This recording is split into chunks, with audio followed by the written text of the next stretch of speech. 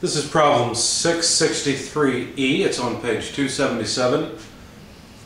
Air enters an adiabatic nozzle at 60 psia, 540 degrees Fahrenheit, 200 feet per second, and exits at 12 psia. Disregarding any irreversibilities, determine the exit velocity of the air.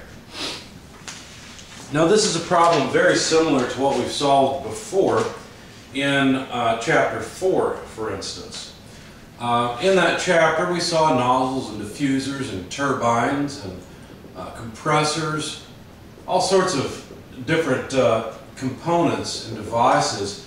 We realized that all these devices really do is change the form of energy that comes into them.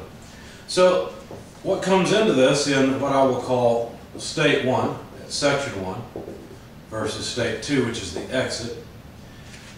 What comes in is a pressure of 60 psia air, a temperature of 540 degrees Fahrenheit, which is 1000 Rankine, and a velocity of 200 feet per second. The only thing we're told about the exit is that the exit conditions are 12 psia. Now, just as in chapter 4, we will have to use an energy balance to solve this. And you need to think about what forms of energy these variables represent. It's pretty easy to see that velocity represents kinetic energy, temperature represents thermal energy, and pressure, a lot of people want to say that's potential energy. That's because your intuition is not correct. The pressure actually represents flow energy. And so the combination of flow energy and thermal energy are combined, and we call that enthalpy. So basically we have enthalpy and kinetic energy coming in. And on the exit, the only thing we've been told a little bit about is the flow energy, because we've got the pressure at the exit. It looks like we don't have enough information to solve this problem. Actually we do, because they told us that there were no irreversibilities. Now notice they also did not give us a heat transfer. So we have to assume that the heat transfer is 0, that it's adiabatic. And they told us that the entropy change is 0. So these two things together, reversible and adiabatic, basically, let's do it this way. They told us it's reversible, there are no irreversibilities, and that there's no heat transfer. And so basically this means that the entropy is constant. There's no change in the entropy of the air as it moves from entrance to exit. Now, there's no such thing as a reversible nozzle. There will always be some losses, some irreversibilities. But ideally, a nozzle would operate reversibly. So let's see what we can do with this. Let's start off with the energy balance and see what happens. The energy balance says, well, there's mass flowing in. That mass carries enthalpy and kinetic energy. And mass flows out, also carrying enthalpy and kinetic energy. Notice the mass flow rate in and out are equal because this device is operating in a steady state. So, if we want to find the exit velocity, for example, we could solve for the exit kinetic energy, say it's h1 minus h2 plus v1 squared over 2. And then solving for the velocity at the exit itself, it'd be the square root of 2, h1 less h2 plus v1 squared. And it looks like we're getting somewhere. This looks very familiar. It looks like chapter 4. And we'll probably make the substitution also of Cp delta T. Since I've got h1 less h2, I need t1 less t2. And of course, we'll need a conversion factor in here. But you look at this and you realize, well, wait a second. I have the entering temperature. That's no problem. I've got the entering velocity, but I don't have the exiting temperature. And so how will I get the exiting velocity? Because I've got one equation and two unknowns.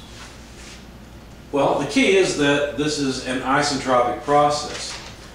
So delta S equals 0 means that we can use the first, second, and third isentropic relations. Now, you use whichever one's most convenient. They're all the same thing, really. They're not independent. But you use whichever one's convenient. In our case, we have temperature and two pressures. And so if we want to find the other temperature, T2, then we could use this form of the isentropic relationships for an ideal gas. Yeah, we just use the one that we need, right? The three involve temperature, pressure, and volume. The third relation relates pressure to volume. The first and second relate temperature to either pressure or volume. In this case, we know something about pressure, so that's what we'll use. So T2 equals T1 times P2 over P1 to the K minus 1 over K. Now we know T1 is 1,000 Rankine. We know the pressure at the exit is 12 psia. The pressure at the entrance is 60 psia. And if you look up the ratio of heat capacities K for nitrogen, you'll find it's 1.4. So 1.4 less 1 divided by 1.4 will give us the temperature at the exit, which is about 631.385 Rankine. So there's the temperature at the exit. So now it's no longer an unknown. Now we know it. Okay? So let's plug in all of the things that we know. See what happens. So the heat capacity of nitrogen is 0.24 BTUs, or I'm sorry, no, that's right, we already knew this. BTUs per pound mass per Rankine. The temperature change, well, it came in at 1,000 and it left at 631 point some odd. I won't write it in here because I'm running out of space for Rankine, but know that I used the whole 631.385. Don't know if it's really warranted, but I did.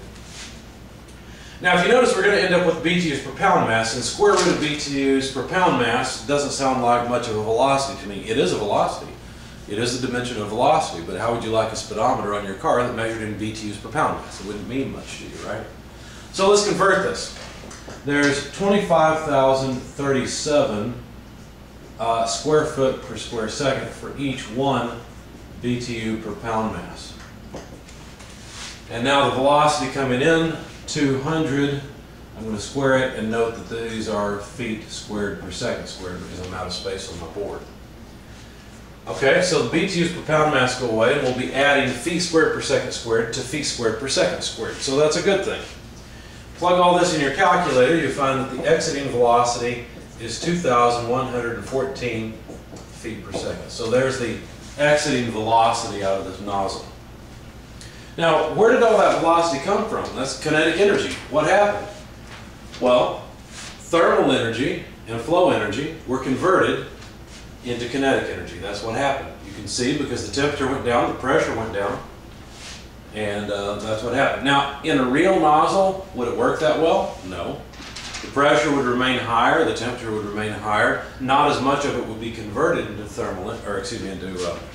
kinetic energy. In fact, some of the flow energy would go into thermal energy, and you might see this pressure, but you'd see a much higher temperature.